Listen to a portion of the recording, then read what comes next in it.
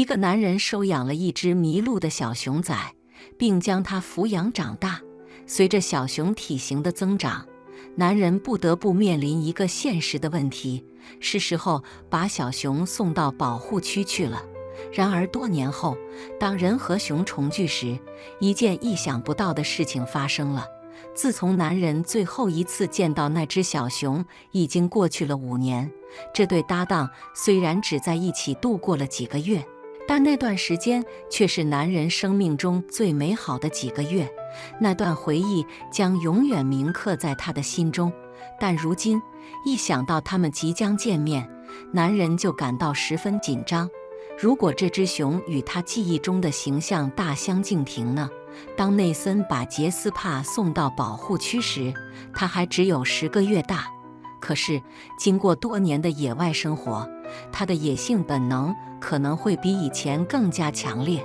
内森心中隐隐感到不安，他不知道自己是否准备好面对他们多年后重聚的情景。脑海中又涌起与小熊分离后的痛苦回忆。然而他并不知道，那次的重聚将会发生一件不可思议的事情。在那个命运攸关的日子里，内森早早离开小山镇的木屋，打算进行1天的徒步旅行。黎明的第一缕阳光刚刚透过树梢洒下，成群的鸟在空中飞舞，鸣叫着清脆的晨曲。温暖的阳光透过树木，洒下点点金光。内森停下脚步，闭上眼睛，真心欣赏这片森林的声音。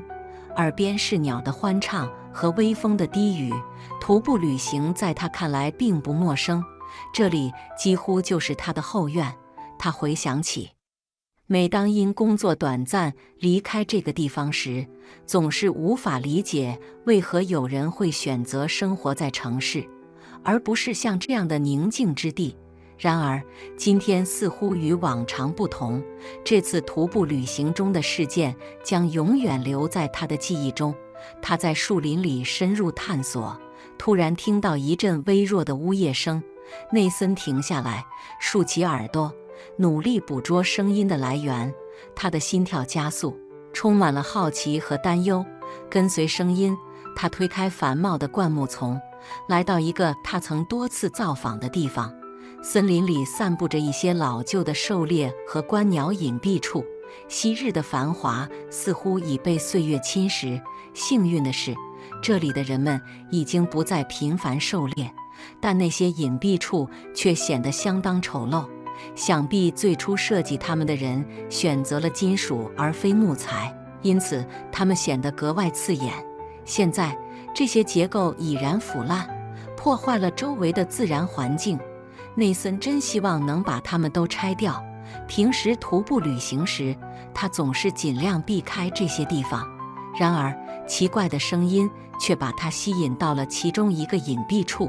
他走进那座旧金属建筑，透过窗户向里面看，看到的景象令他大吃一惊。角落里蜷缩着一只小熊仔，因害怕而颤抖。他一看到内森，立刻睁大眼睛，流露出恐惧。内森对此情境也并不好受。如果小熊的母亲在附近，他可能会面临危险。一般来说，这里的熊都很害羞，但母熊为了保护自己的幼崽，可不会轻易退让。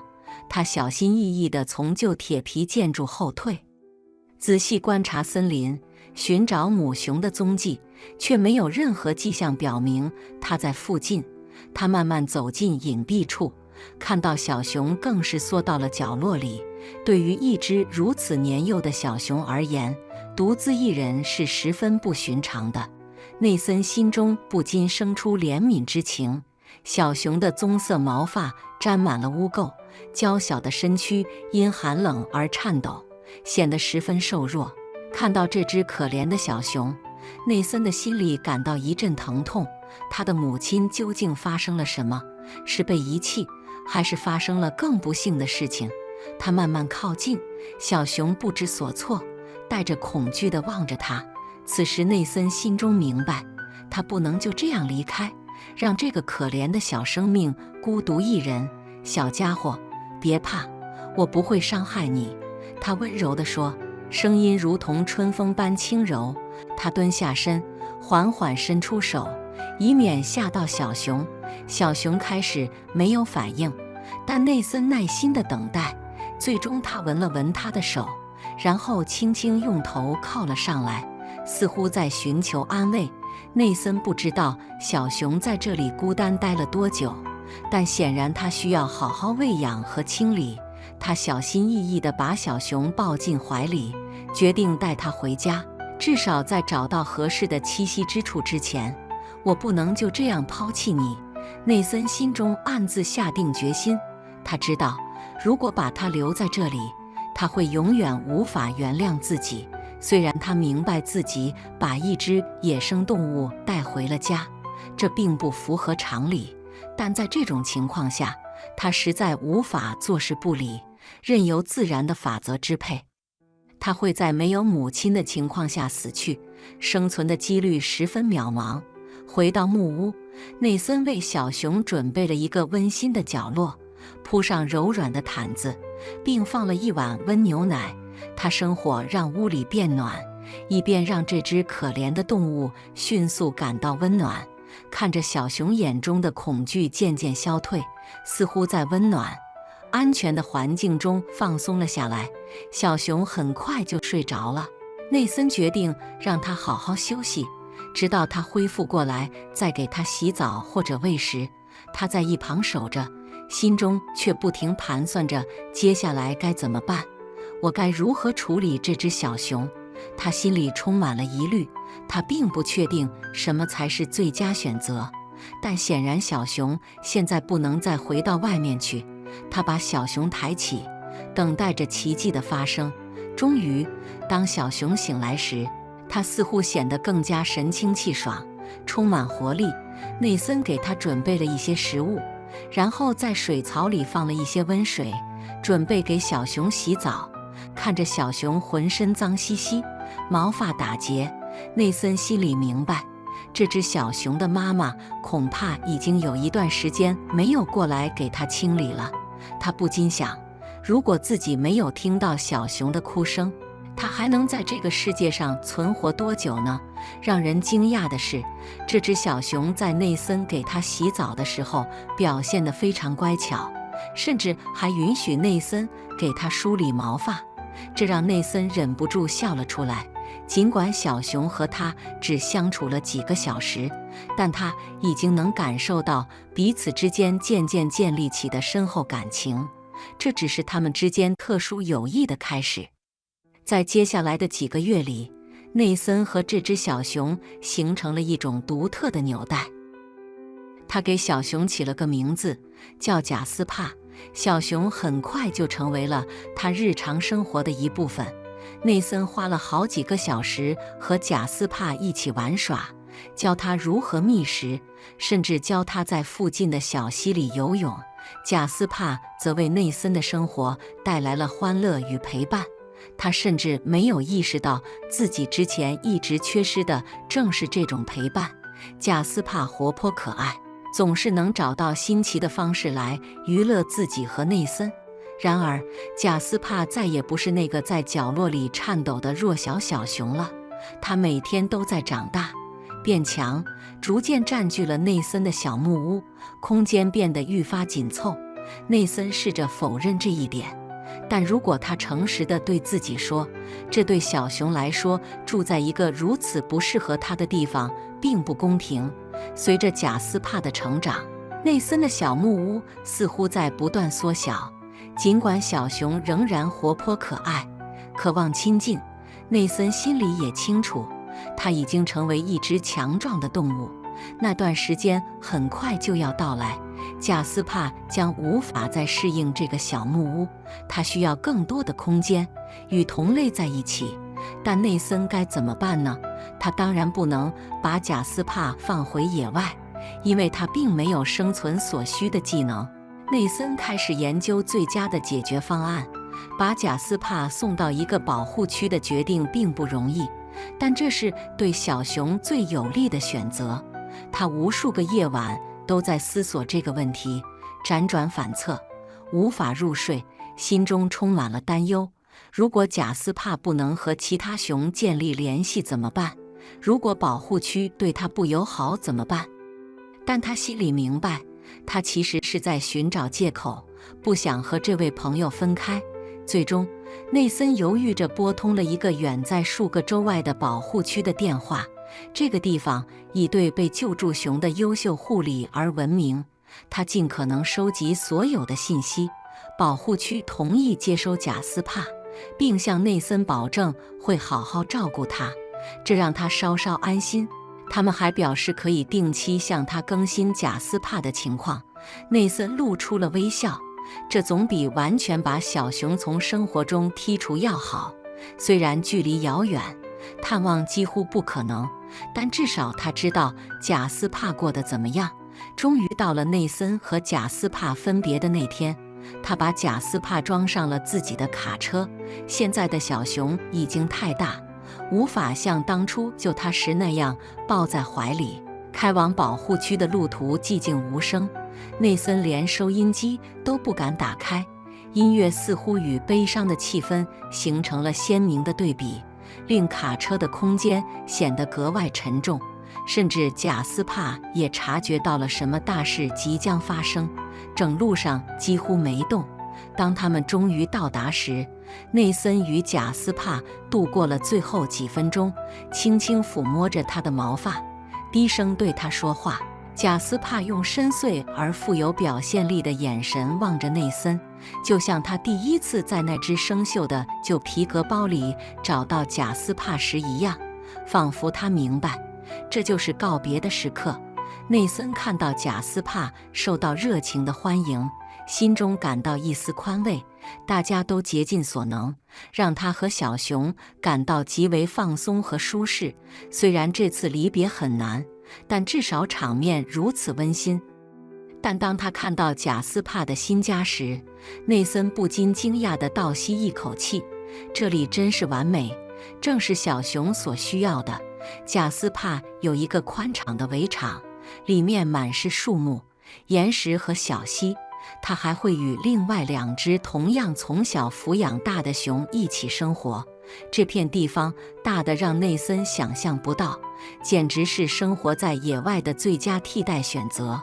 他并不是一个容易感动的人，但看到贾斯帕将要拥有如此美好的生活，几乎让他忍不住落泪。起初，贾斯帕似乎有些犹豫，但很快就开始探索这个新环境。内森静静地看着贾斯帕，看到他在小溪里轻轻浸泡爪子，欢快地在树下打转。小熊已经毫无顾虑地适应了新家。现在，内森必须回家，留下贾斯帕去迎接他的新生活。他心中沉重地离开保护区，但也感到欣慰，因为他知道贾斯帕将会安全快乐，并且自己会定期收到关于贾斯帕的消息。在接下来的几个月里，内森收到了保护区的定期更新。贾斯帕过得很好，正逐渐长成一只强壮健康的熊。他还和其他熊建立了感情，学会了如何作为一只熊生活。内森一直最担心的就是贾斯帕在失去母亲后，错过了与其他熊的互动。但他欣慰地看到，这一切似乎没有对贾斯帕造成影响。贾斯帕在内森的生活中留下了巨大的空白，尽管他无法理解为什么一只仅仅相处了几个月的动物会对自己产生如此深远的影响。但抚养贾斯帕的经历将永远留在他的记忆中。无论时光如何流逝，随着岁月的推移，内森继续忙碌于自己的工作，但贾斯帕的记忆始终萦绕在心头。虽然那份记忆再也没有初见时那般鲜活，但他依旧时不时想起，深知自己曾有幸救下那只迷失的小熊，并将它抚养长大。他会在自己最喜欢的地方远足，但再也不会去那个他发现俱乐部的地方了。然而，这个男人即将第一次在5年内见到那只熊。他的工作会议即将召开，偏巧在靠近庇护所的小镇。他心中闪过去贾斯帕的念头。内森决定拨打庇护所的电话，询问贾斯帕的情况。工作人员对内森的来电表示记得，并且非常高兴能听到他的声音。他们告诉他，贾斯帕过得很好，已经长成了一只强壮而美丽的熊，依然受到大家的喜爱。内森告诉他们自己即将到来的旅行，工作人员邀请他来再见贾斯帕。内森感到兴奋，但同时也有些忐忑。自从上次见到贾斯帕，已经过去了好多年，他不确定这只熊是否会记得他，肯定不会。毕竟，经过这么久，贾斯帕已经和其他熊一起过上了美好的生活，根本不会记得这个曾经抚养过他的男人。在拜访的那一天，内森怀着既兴奋又紧张的心情来到庇护所，工作人员热情地迎接他，并带他前往贾斯帕的围栏。他记得当初把熊留在这里时，那庇护所让他惊叹不已，这里的一切都没有改变，依旧是那些无法回归野外的熊们最理想的栖息地。内森感到欣慰，贾斯帕能够在这里待这么久。当他们走近时，工作人员解释说，他们会将贾斯帕从其他熊中分开，允许内森进入围栏。假如贾斯帕愿意的话。工作人员提到贾斯帕依旧很温顺，但内森却犹豫了，心中不禁想着这是否是个好主意。毕竟贾斯帕在其他熊身边待了很长时间，难免会有一些野性的本能取代他曾经温柔和亲近的性格。尤其是考虑到如今贾斯帕变得又大又强壮，内森真心在想，他是否真的想进入一只可能不再记得他的熊的围栏。工作人员向内森保证，他们会密切监视情况，并且进出围栏是安全的。内森深吸了一口气，最终同意了。他走进围栏，心脏在胸口剧烈跳动。贾斯帕在远处悠闲地躺在一棵树下，当他抬起头，目光锁定在这个曾经照顾过他的男人身上，这真是个糟糕的主意。内森心里想着，虽然他的记忆中贾斯帕是他最美好的回忆之一，但他心里明白，熊肯定不会记得他。内森应该从一开始就不该考虑重聚。空气中弥漫着宁静，内森静静地站着，不确定接下来会发生什么。然后，意想不到的事情发生了。贾斯帕站起身，开始朝内森走来。起初只是慢慢走，但随后转变成了飞奔。内森的心脏跳动加速，恐惧与期待交织在一起。当贾斯帕靠近时，内森准备迎接他，不知道会发生什么，只知道现在已经太晚，无法从围栏里逃出来。他屏住呼吸，然而贾斯帕并没有表现出任何攻击性，反而在接近内森时放慢了速度，竖起后腿，用他那庞大的前爪温柔地环抱住这个男人。内森愣住了，他能感受到贾斯帕温暖的呼吸在脖子上拂过，他情不自禁地抚摸着贾斯帕的背，这一刻充满了纯粹的情感。内森做了一件从未做过的事情，他流下了眼泪。这次重聚深刻地表明了他们之间的情谊，而显然贾斯帕确实认出了这个曾经领养和抚养过他的男人。工作人员在一旁目睹了这一幕，深受感动。他们从未见过如此温暖的画面。尽管经过了多年的分离，他们都经历了许多变化，但他们之间的羁绊依旧强大。当贾斯帕又四脚着地时，他像小时候那样调皮地用头轻轻推了推内森的手，仿佛时间从未过去。内森与贾斯帕玩耍，仿佛回到了从前。当贾斯帕与其他熊一起返回他平常的围栏时，内森告诉工作人员，他无法相信贾斯帕竟然长得如此高大和变化如此之大。他看着贾斯帕与其他熊互动，开心地玩耍，心中明白，贾斯帕在庇护所得到了优良的照顾。当一天的活动结束，内森不得不再次向老朋友道别。然而，这次的离别并没有那么痛苦。他知道贾斯帕过得幸福，得到很好的照顾，这一切都让他感到安慰。原来，他并未意识到自己需要这次旅行，他需要看到贾斯帕茁壮成长，并让他的朋友知道，他从未忘记过他。现在他心里明白，贾斯帕也会一直记得他。在随后的岁月里，内森尽可能地继续去看望贾斯帕，尽管庇护所离他居住的地方很远。虽然这不是一段轻松或规律的旅程，但再次见到贾斯帕点燃了他内心深处的某种情感。他需要维持曾经的那份羁绊。每一次，贾斯帕都会以同样的热情和亲密来迎接他。两位老朋友的重聚让他们的回忆愈加美好。